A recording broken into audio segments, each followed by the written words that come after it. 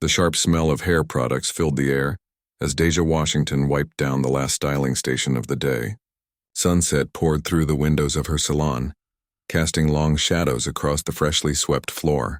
After 4 years of saving every penny and working double shifts at other people's shops, Sweet Roots was finally hers, a dream she'd built with her own hands in the heart of Riverdale. The bell above the door jingled, making her look up with a tired smile that quickly faded. Officer Gregory Hayes stood in the doorway, thumbs hooked into his belt loops, rocking slightly on his heels. "Evening, Ms. Washington," he said, eyes scanning the empty salon. "Closing up shop already?" Deja's shoulders tightened as she continued cleaning. This was the 3rd time this week he'd shown up right at closing. "Yes, officer. It's been a long day." She'd grown up in neighborhoods where police weren't always friends, but she'd always tried to be respectful. Her grandmother had taught her that. Be polite, be careful, and don't give anyone a reason. So she kept her voice even despite the unease crawling up her spine. Hayes wandered around the salon, touching product bottles, examining the framed business license on the wall. "Business seems to be doing well. Lots of fancy cars parking outside lately. Noticed that Range Rover yesterday, basketball player, wasn't it?" "Just clients," Deja said, putting away the cleaning supplies and reaching for her purse behind the counter. "Is there something I can help you with, Officer Hayes?" He chuckled, the sound hollow in the quiet space. "Actually, I'm here to see how I can help you." He leaned against the reception counter, close enough that Deja caught the faint smell of cigarettes on his uniform. "This neighborhood has seen some changes lately. Break-ins at the jewelry store last month, that smash and grab at the phone store 2 blocks over." Deja nodded, keeping her hands busy arranging appointment cards. She'd heard about the robberies, everyone had. But something in his tone made her stomach knot.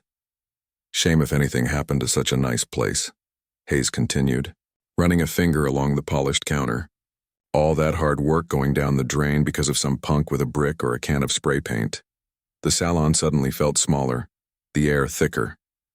Deja had seen this dance before, not with Hayes specifically, but with men like him, men who thought they owned the ground beneath everyone else's feet.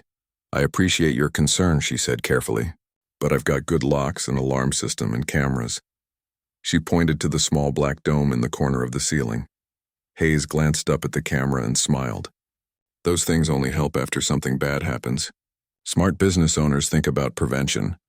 He reached into his pocket and placed a business card on the counter, sliding it toward her with one finger. "Some folks in the neighborhood have started a little community protection fund.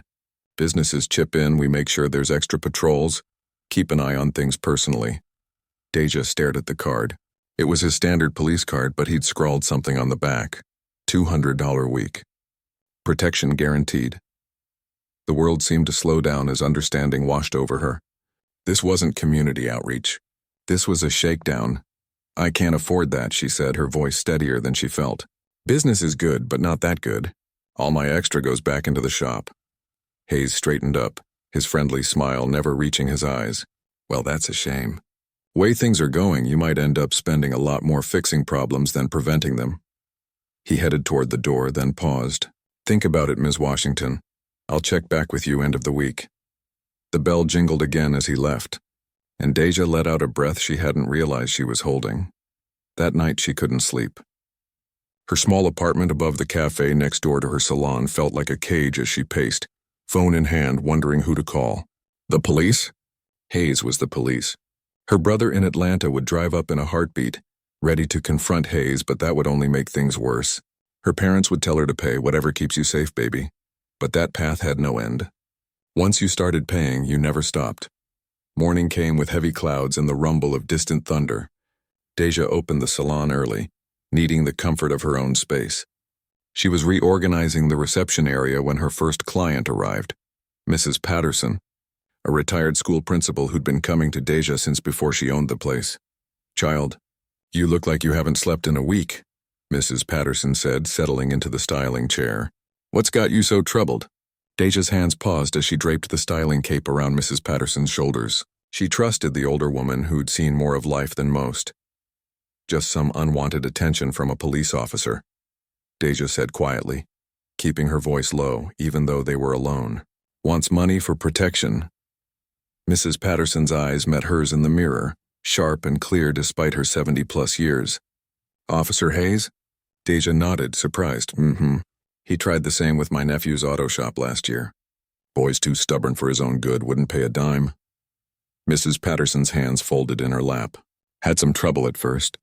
Customers getting pulled over, leaving the shop, parking tickets, that sort of thing.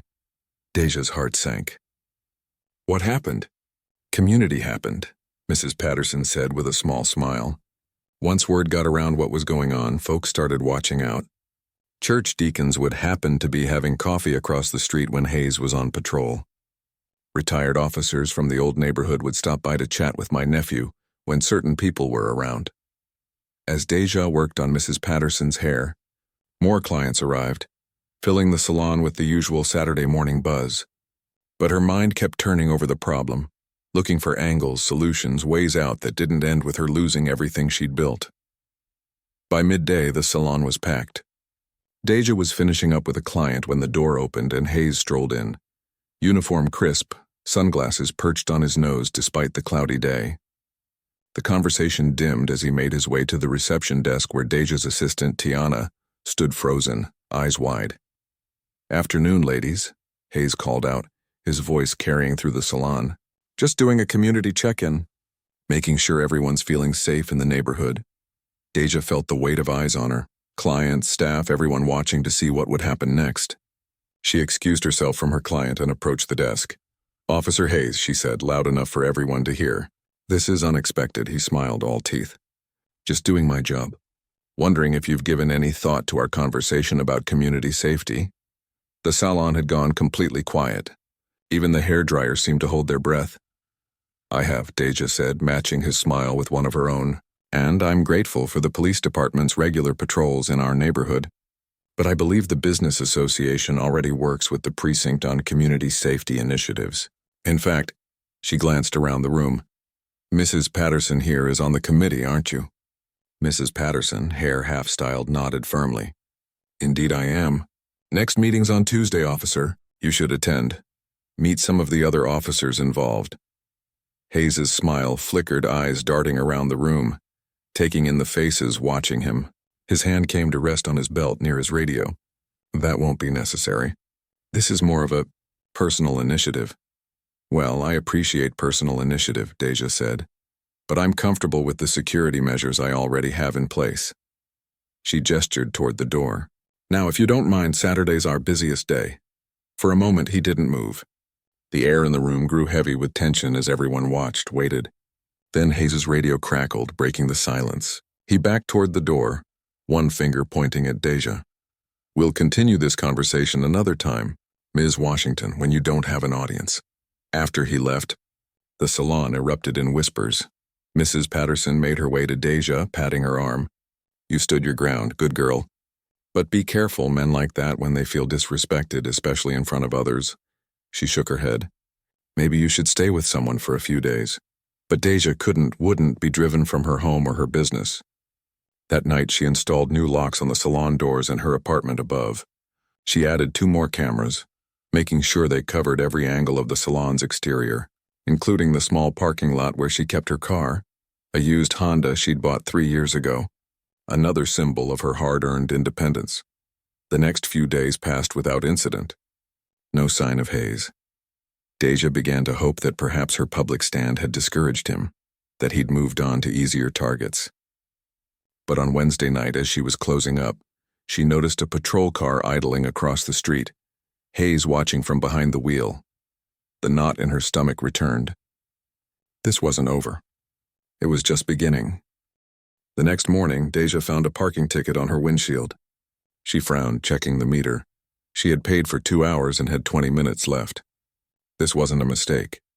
She plucked the ticket from under the wiper blade and stared at it. Officer G. Hayes, badge number 6294. Reason: improper parking, blocking sidewalk access. Her car was a good foot away from the sidewalk. The salon door swung open behind her. Tiana stepped out, coffee cup in hand. "Everything okay, boss?" Deja forced a smile, folding the ticket into her pocket. Just another day in paradise. Inside, she called the number on the back of the ticket. After 15 minutes on hold, a board clerk told her she could contest it, but would need to appear in person at the courthouse downtown. That meant closing the salon for at least half a day. The fine was $75. The math wasn't hard to figure out. Sneaky, she muttered, pulling out her credit card to pay over the phone. By Friday, she'd collected 3 more tickets, one for a broken taillight she didn't have, another for parking too close to a fire hydrant that was 20 feet away, and a third for an expired registration sticker that wasn't due for renewal for another month. "You've got to report him," Tiana said as they closed up Friday night. "This is harassment." Deja rubbed her temples. Report him to who? His buddies at the precinct? She'd already paid over $300 in bogus tickets this week alone, money she'd been saving for new styling chairs. What about that detective who comes in? The one with the little girl? He seems decent. Deja had thought of that. Detective Wilson brought his daughter in for hair braiding every month. Unlike Hayes, he treated everyone with respect, remembered names, asked about families. Maybe, she said, not convinced.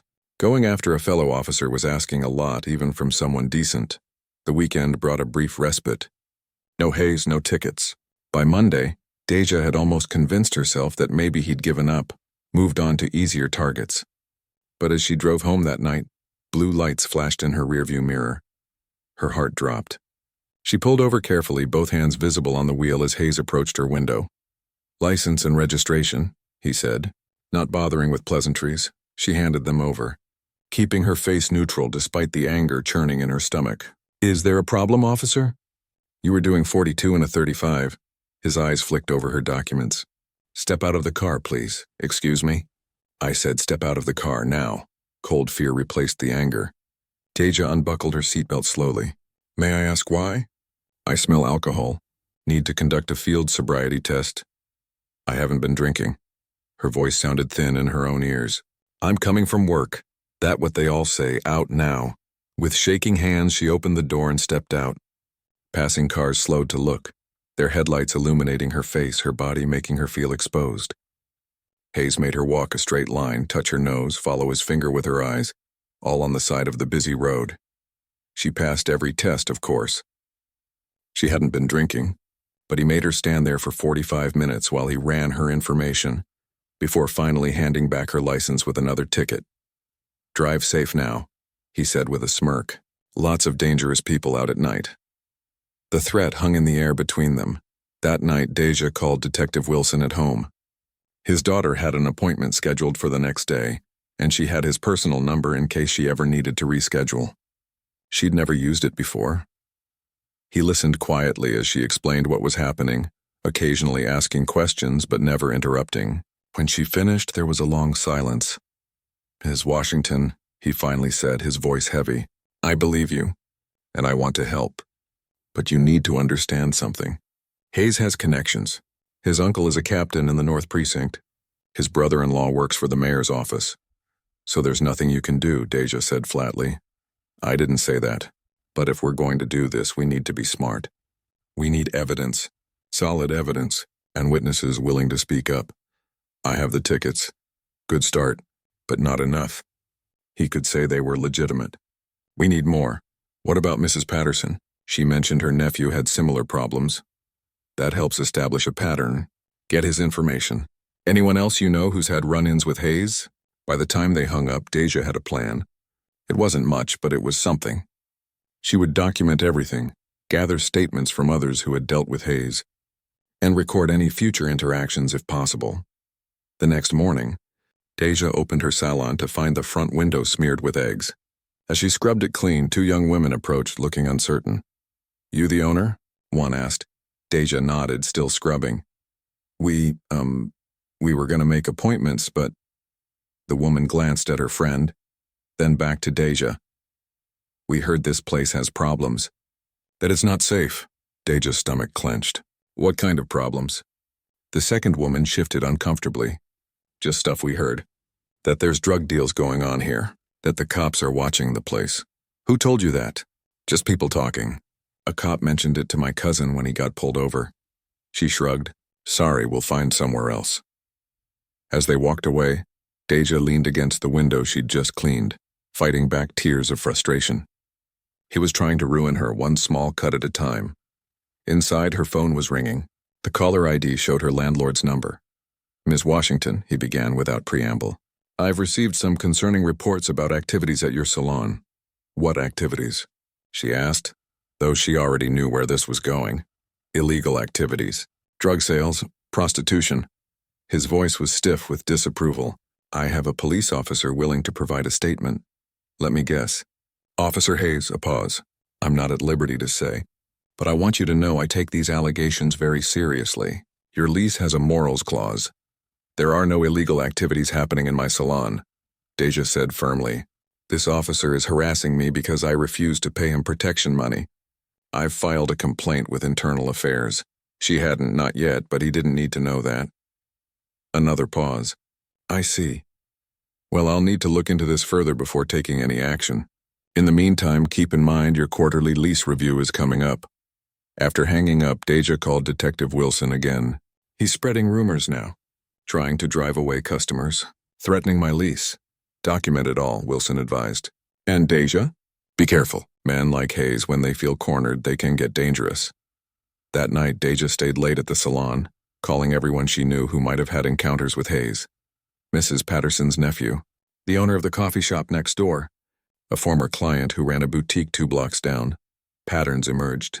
Small businesses, mostly owned by people of color. The same approach, friendly at first, then increasingly menacing. Some had paid. Some had closed up shop and moved elsewhere. A few, like Mrs. Patterson's nephew, had found ways to stand their ground. By midnight, she had a list of 10 business owners willing to talk about their experiences with Hayes. Not all would go on record. They were too afraid. But it was a start. As she locked up, bone-tired but determined, she noticed a piece of paper stuck to her windshield. Not a ticket this time, a flyer. Community meeting. Drug-free neighborhoods. Tuesday 7 p.m. Riverdale Community Center. At the bottom, in smaller print, hosted by Officer Gregory Hayes, Community Outreach Division. He was getting bolder now, more public in his campaign against her, using his position to make himself look like the good guy while painting her as the criminal. Deja crumpled the flyer in her fist. This wasn't just about money anymore. He wanted to break her, to drive her out of the neighborhood she'd grown up in, the community she served. She wouldn't give him the satisfaction. As she drove home, she noticed the patrol car trailing her at a distance. Headlights off, but unmistakably there. Fear tickled the back of her neck, but something stronger was taking root alongside it. Determination. If Hayes wanted a fight, he'd get one, but not on his terms. On hers, Tuesday evening arrived with a steady drizzle that slicked the streets and fogged the windows of Deja's salon. She flipped the sign to closed an hour early, her mind set on attending Hayes's community meeting. Not to confront him, she wasn't that foolish, but to watch, to listen, to understand what she was up against. You sure about this? Tiana asked, pulling on her raincoat. Might be better to lay low. Deja shook her head. Can't fight what I don't understand. They agreed to meet at the community center. Deja wanted to finish some paperwork first, organizing the statements she'd collected from other business owners. 10 had agreed to speak up. Only 4 were willing to put their names on paper. The salon felt different after hours, quieter, almost peaceful. Deja settled at the reception desk, spreading out her notes. The soft patter of rain against the windows made a gentle backdrop as she worked. A sharp crack split the quiet. Deja froze, pen hovering over paper. Another crack, louder, closer. Glass breaking. She dropped to the floor just as something smashed through the front window, raining shards across the reception area. Heart pounding, she crawled behind the desk, fumbling for her phone. More crashes followed, the sound of objects hitting walls, shelves falling, glass shattering. The salon's security alarm began to wail. Hands shaking, Deja dialed 911. Emergency services, what's your... Someone's attacking my salon, she whispered, pressing herself against the wall. Sweet Roots on Maple Avenue. Please hurry. She ended the call, then took a deep breath and peered around the desk. Through the broken window, she could make out a figure in the parking lot, tall, broad-shouldered, swinging something long and heavy. In the dim light, she couldn't see his face, but she didn't need to. The baseball bat connected with the hood of her car. Once. Twice. The metal crumpled like paper. The headlights shattered. Deja's throat closed. That car was everything, her freedom, her mobility, her hard-earned success. 4 years of savings. Paid off just 6 months ago. The figure moved to the side window, smashing it with a practiced swing. Then the windshield. Each blow precise, deliberate. Not rage, calculation. Tears burned Deja's eyes, but she blinked them back. Instead, she raised her phone and began recording. The quality would be poor in this light, but maybe, just maybe, sirens wailed in the distance. The figure paused, then delivered one final blow to the passenger window before disappearing around the corner of the building. Deja stayed hidden until red and blue lights flooded the parking lot. Even then she waited, watching as 2 officers approached, neither one Hayes. Only when they called out did she slowly stand, hands visible. "Ma'am? You the one who called?" She nodded, stepping carefully over broken glass. "Someone attacked my salon, destroyed my car." The officers took statements, photographed the damage, dusted for fingerprints they were unlikely to find. Deja told them everything, except her suspicions about who was responsible. Without proof, accusing a fellow officer would only make things worse. Any enemies? Unhappy customers? Jealous competitors? The older officer asked, notepad in hand. Deja thought of Hayes. No one comes to mind. Security cameras? The younger one asked. Yes, 2 outside, 2 inside. They checked the footage together. The outside cameras showed a masked figure, unidentifiable in the rain and darkness.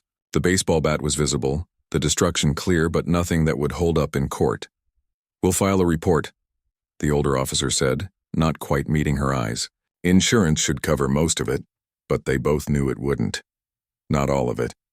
Not enough. After they left, Deja stood in the middle of her salon, surveying the wreckage.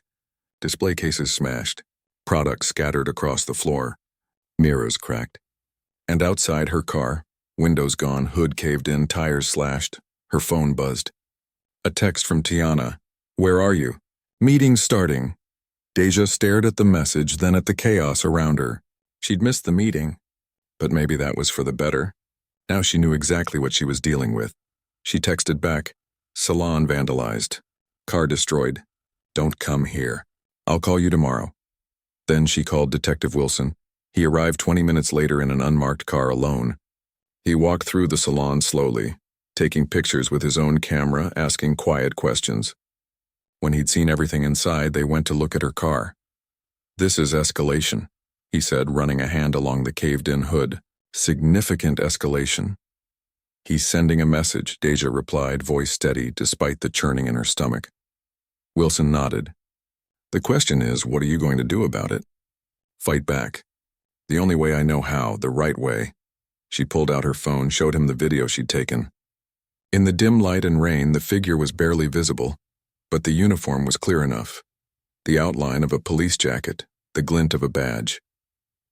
"It's not enough for court," Wilson said gently. "But," he paused, "it might be enough to start an investigation. If you're willing to make an official complaint, and if I do," his eyes met hers, serious, "then things might get worse before they get better. Hayes won't take this lying down. He has friends, power. You need to be prepared." Deja looked at her destroyed car, her damaged salon, the dream she'd built with years of hard work and sacrifice. "What choice do I have? Let him win? Let him drive me out?" "You always have a choice, Deja. That's what scares men like Hayes." They agreed to meet at the precinct the next morning to file a formal complaint. In the meantime, Wilson would make some calls, line up support from officers he trusted. There weren't many, but they existed. After he left, Deja cleaned up what she could. The salon was insured, but the deductible would take a chunk of her savings. The car was another matter. Full coverage had been too expensive when she bought it, so she'd gone with the minimum. The repairs would cost more than the car was worth. As midnight approached, exhaustion hit her like a wave. Glass crunched under her shoes as she made one final round through the salon, checking that everything was as secure as it could be with boarded-up windows. Tomorrow would bring new challenges, explaining to clients, dealing with insurance, filing the complaint against Hayes. But tonight, she just needed to rest. She locked the back door and headed toward the bus stop, her steps heavy. The rain had stopped, leaving the streets shiny under the streetlights. Every shadow made her tense, expecting Hayes to appear. The bus was nearly empty this late. Deja slumped into a seat near the driver, resting her forehead against the cool window. 3 stops later, her phone rang. Unknown number. She almost didn't answer. Almost. Hello? Static crackled. Then a woman's voice came through, low and urgent. Is this Deja Washington? From Sweet Roots? Who's asking? My name is Renee. I used to work at the precinct records department. I heard what happened to your place. A pause. I have information about Hayes. Things you need to know if you're going after him. Deja sat up straighter. What kind of information? Not over the phone. Can you meet me? Tomorrow morning, Sunrise Diner on 5th, 7 a.m. How do I know this isn't a trap? Another pause. You don't, but I'm not the only one he's hurt. Check my name, Renee Dawson. I filed a harassment complaint against him 2 years ago. It disappeared from the records, but people remember. The line went dead. Deja stared at her phone, mind racing. This could be exactly what she needed. Insider information, another victim. Someone who knew how Hayes operated within the system. Or it could be a setup, another of his tactics to intimidate her. As the bus rumbled toward her stop, she made her decision. She would meet this Renee, but not alone. She texted Detective Wilson. Possible witness coming forward. Meeting tomorrow, 7 a.m. Sunrise Diner. Need backup. His response came seconds later. I'll be there. Table by the door. Don't come alone. Stepping off the bus, Deja looked up at the night sky, where stars peeked through breaking clouds. For the first time in days, she felt something like hope. Hayes had made a mistake. He'd pushed too hard, too fast. And now people were starting to push back. Sunrise Diner sat on the corner of 5th and Pine, its neon sign flickering in the early morning light. Deja arrived at 6:45. Dark circles under her eyes from a restless night. Detective Wilson was already there, as promised, nursing a cup of coffee at a table near the door. He nodded as she slid into the seat across from him. You look like you haven't slept, he said, pushing a second coffee toward her. Hard to sleep when you're waiting for someone to break down your door? Deja wrapped her hands around the warm mug. Thanks for coming. Did some digging on your Renee Dawson? Wilson kept his voice low. She worked records at the precinct for 8 years. Left suddenly 2 years ago. No explanation in her file. She said she filed a complaint against Hayes. Nothing in the official system, but that doesn't mean it didn't happen. The bell above the door jingled. A woman entered. Tall, black with close-cropped gray hair despite a face that couldn't be much over 40. Her eyes scanned the diner, landing on Deja. Recognition flickered across her features, followed by wariness when she noticed Wilson. She approached slowly. Ms. Washington? Deja nodded. This is Detective Wilson. He's helping me. Renee's gaze swept over Wilson, assessing. You're taking a risk, Detective. I'm aware. His voice was level. Question is, are you? A tight smile. Every day since I filed that complaint. She slid into the booth beside Deja. I wasn't sure you'd come. Even less sure you'd bring a cop. Not all cops are Hayes, Deja said.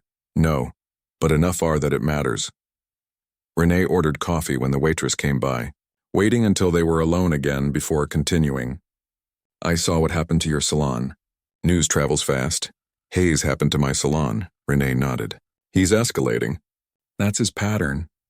First the small stuff, tickets, rumors, intimidation. Then property damage. Next comes physical threats. After that, she trailed off. You sound like you've seen this before, Wilson said. 5 times that I documented while I worked there. Small business owners, all minorities. Hayes would target them, pressure them for protection money, and if they didn't pay... She shrugged. They either gave in or closed up shop. And when you reported it?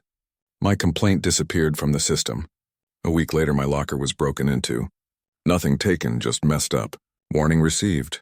But you didn't stop, Deja said. No, I kept notes. Copied files. Built a case. Renee's hands trembled slightly as she lifted her coffee. Then I found my cat dead on my porch. No marks, nothing obvious. Could have been natural causes, but the timing. Wilson's jaw tightened. Why didn't you come to internal affairs? With what? Files I took illegally? Besides, Hayes has connections there too. His drinking buddy runs the department. She turned to Deja. That's what you're up against. A system designed to protect its own. So why come forward now? Deja asked. Because you're fighting back. Most people don't. They give up, move away, start over somewhere else. But you... She studied Deja's face. You're not backing down. I can't afford to. Everything I have is in that salon. Renee nodded, understanding. I have evidence, files, witness statements that never made it into official records, names of other victims. It won't be enough to convict him, but it might be enough to start a real investigation. One he can't make disappear. Why hold on to it all this time? Wilson asked. Insurance. Hayes knew I had it. As long as I kept quiet, he left me alone. Her eyes darted to the door as it opened, tension visible in her shoulders until she saw it was just an elderly couple. But this has gone on long enough. People are getting hurt. What changed? Deja pressed. Why now? Renee hesitated. My sister's opening a bakery 3 blocks from your salon. Hayes already paid her a visit. Talking about community donations. I won't let him do to her what he did to the others. The weight of responsibility settled over Deja. This wasn't just about her anymore. It never had been. What do you need from me? She asked. Your complaint combined with my evidence might be enough to force an investigation that goes beyond internal affairs. But you need to be ready for what comes next. Hayes won't go down quietly. He'll fight dirty. I'm already seeing that. No, Renee's voice hardened. You're seeing the beginning. It gets worse. The conversation shifted to logistics. Renee would compile her evidence. Copies of missing complaints, witness statements, photos of vandalized businesses. Wilson would reach out to a contact in the state police. Someone outside Hayes' sphere of influence. Deja would move forward with her official complaint, backed by statements from other business owners. As they finalized their plans, Deja's phone buzzed. A text from Tiana, at salon. Police here. They have a warrant. Deja's blood ran cold. I have to go. Police are at my salon with a warrant. Wilson frowned.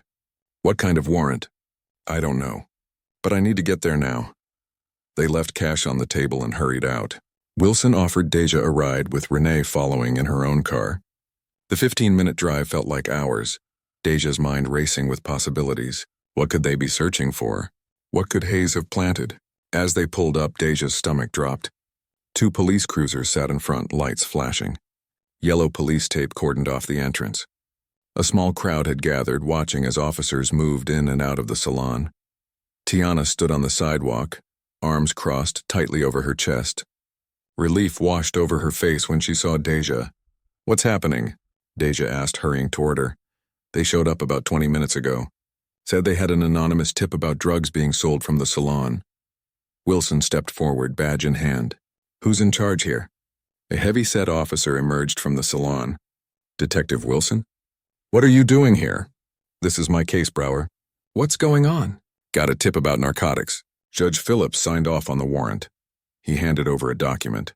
Anonymous caller said the owner was moving product through the salon, cutting it in the back room. Wilson scanned the warrant. Judge Phillips? At 6 in the morning. He's an early riser. Brower's eyes narrowed. What's your interest here, Wilson? This isn't your district.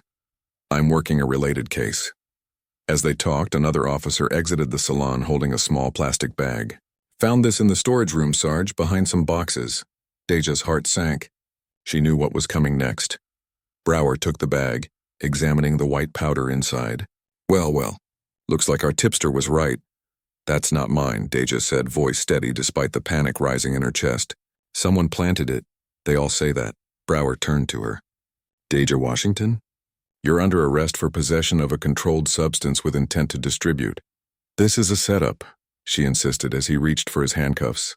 Officer Hayes is targeting me because I wouldn't pay him protection money. Brower paused. Serious accusation, Ms. Washington. Got any proof? She's filed an official complaint, Wilson interjected. And we have evidence of a pattern of similar behavior from Officer Hayes. Where is Hayes anyway? Renee asked, speaking up for the first time. Isn't this his beat? Day off, Brower replied, but uncertainty flickered across his face. Look, Wilson, I've got a warrant and evidence. I have to bring her in. Then I'm coming too, Wilson said, as her legal counsel. Brower looked surprised. Since when are you a lawyer? I'm not, but I'll stay with her until she gets one. The arrest proceeded with minimal drama. Deja kept her head high as Brower read her rights and placed her in the back of the police car.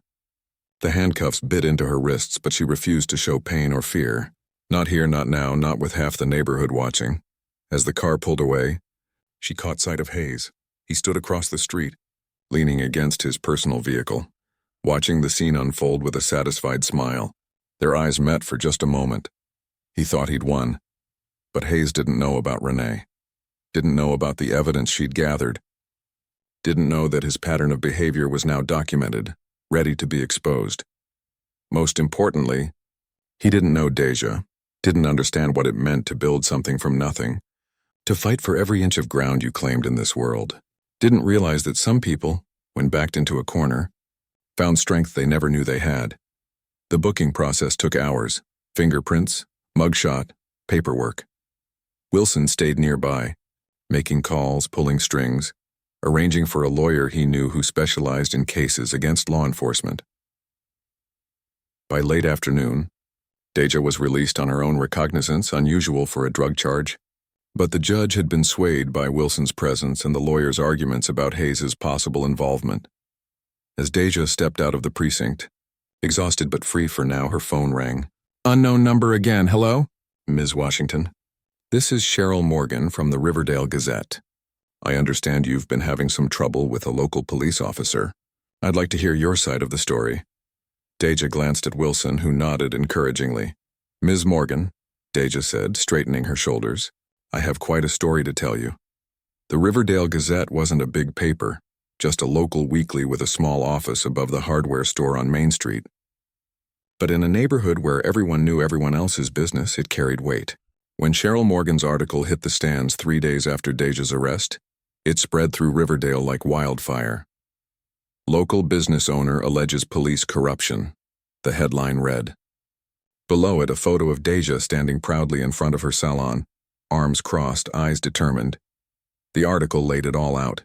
Hayes's protection racket, the escalating harassment, the suspicious drug bust. It included quotes from other business owners who'd faced similar pressure. Mrs. Patterson went on record. So did her nephew. 3 others spoke anonymously, fearing retaliation. Most powerful were the excerpts from Renee's files. Dates, times, case numbers of complaints that had mysteriously disappeared. By noon, the story had been picked up by 2 larger papers in the city. By evening, a local TV station was parked outside the salon, hoping to catch Deja for an interview. She didn't oblige them. Not yet. She was too busy meeting with the lawyer Wilson had connected her with, a sharp-eyed woman named Vivian Lee who specialized in police misconduct cases. "The drug charges won't stick," Lee assured her, shuffling through paperwork in her downtown office. "The warrant was questionable at best, and with Hayes's pattern of behavior, any decent judge will throw it out." "But the damage is done," Deja said. "People saw me arrested. That sticks in their minds. Which is why we counter with a civil suit. False arrest, harassment, defamation." Lee tapped her pen against the desk.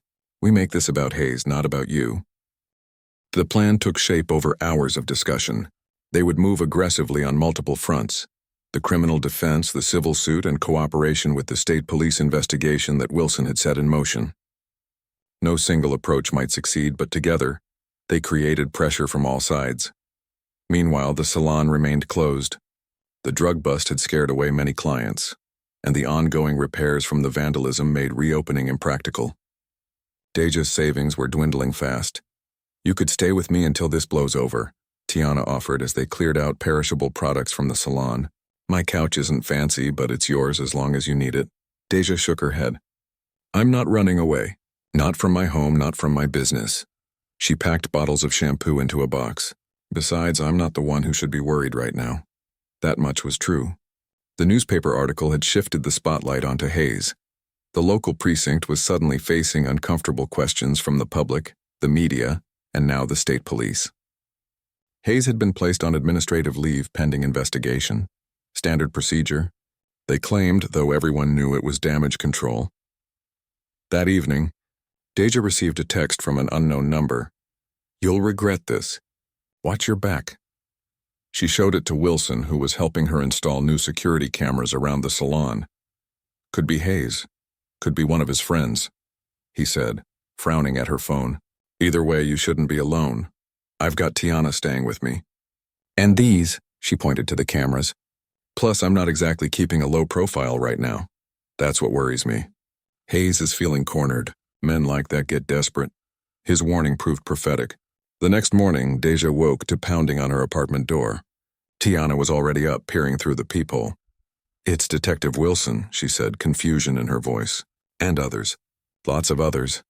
Deja opened the door to find Wilson standing there with a grave expression and 3 uniformed officers she didn't recognize. "State Police," Wilson said quickly. "There's been a development. May we come in?" Once inside, the senior officer, a stern-faced woman with salt and pepper hair, took the lead. "Ms. Washington, I'm Captain Rivera with the State Police. At approximately 4:30 this morning, Officer Gregory Hayes was involved in a shooting incident." Deja's heart stuttered. "Is he? He's alive, in custody." Rivera's expression gave nothing away. "He was attempting to enter the back of your salon with a gasoline can and a firearm when one of our surveillance officers identified himself. Hayes fired 2 shots. The officer returned fire, wounding Hayes in the shoulder. The world seemed to tilt beneath Deja's feet. He was going to burn down my salon? It appears that way. We've had your property under surveillance since Detective Wilson brought this case to our attention." Tiana guided Deja to the couch as the implications sank in. Hayes had been willing to destroy everything. Her livelihood, possibly her life if she'd been in the salon, rather than face consequences. "We need your formal statement," Rivera continued, "and you'll likely be called to testify once charges are filed. This goes beyond harassment now. Attempted arson, assault on an officer, illegal discharge of a firearm, he's looking at serious time." The next few hours passed in a blur of statements and paperwork. By noon, news of Hayes' arrest had broken. By evening, Deja's phone was ringing constantly with calls from reporters, well-wishers and former clients expressing support. 3 days later, she stood in the center of her salon, surveying the space. The broken windows had been replaced, the vandalized equipment repaired or removed, the floor swept clean of glass and debris. It looked almost normal again. Almost ready. The bell above the door jingled. Deja turned to see Mrs. Patterson enter, followed by her nephew Andre, then Renee and her sister Detective Wilson and his daughter. More people filed in after them, neighbors, clients, other business owners from the area. "What's all this?" Deja asked, surprised by the crowd. Mrs. Patterson stepped forward. "We're here to help you reopen. Andre brought his crew from the auto shop to fix anything that needs fixing. I've been calling your clients, letting them know you'll be back in business Monday morning. And you're already booked solid for the first week," Renee added with a smile. "My sister's been spreading the word at her bakery." Deja looked around at the faces, some familiar, some new, all there to support her. Emotion welled in her throat. "I don't know what to say." "You don't have to say anything," Wilson told her. "You stood up not just for yourself, but for everyone Hayes had been targeting. Now it's our turn to stand up for you." The community rallied around her that weekend. People she'd never met showed up with cleaning supplies, paint, food for the workers. A local contractor repaired the damage to her apartment for free. A car dealership offered her a good deal on a used vehicle to replace the one Hayes had destroyed. By Sunday night, the salon was ready. Better than ready. It gleamed with fresh paint and new fixtures, the shelves fully stocked, the styling stations arranged with military precision. Deja stood at the door after everyone had left, looking at what they'd accomplished together. Her phone buzzed with a text from Lee, her lawyer. "Hayes denied bail. Arraignment Tuesday. 6 other officers under investigation. We're winning," she smiled, tucking the phone away. There would still be challenges ahead. The trial, the civil suit, rebuilding her client base and her savings. But for the first time in weeks, the future looked bright rather than threatening. Monday morning dawned clear and cool. Deja arrived at the salon an hour early, wanting time to prepare, to breathe in the peace before the day began. She was arranging magazines in the waiting area when the bell jingled. "Sorry, we're not open yet." She looked up to see Tiana, holding a tray of coffee cups and a bakery box. "Thought you might need fuel for the day," Tiana said, setting the breakfast on the reception counter. "Big day, the biggest." Deja accepted a coffee gratefully. "Nervous? Me?" "Nah," Tiana grinned. "You're the one who took down a corrupt cop and lived to tell about it. Doing hair is the easy part." They shared a laugh, and Deja felt the last of the tension she'd been carrying ease from her shoulders. She'd survived. Not just survived, stood her ground and won. The bell jingled again. Deja looked up, expecting another well-wisher. But it was her first client of the day, early, eager. and already talking about how proud the whole neighborhood was. As Deja led her to the styling chair, more clients arrived. Then more.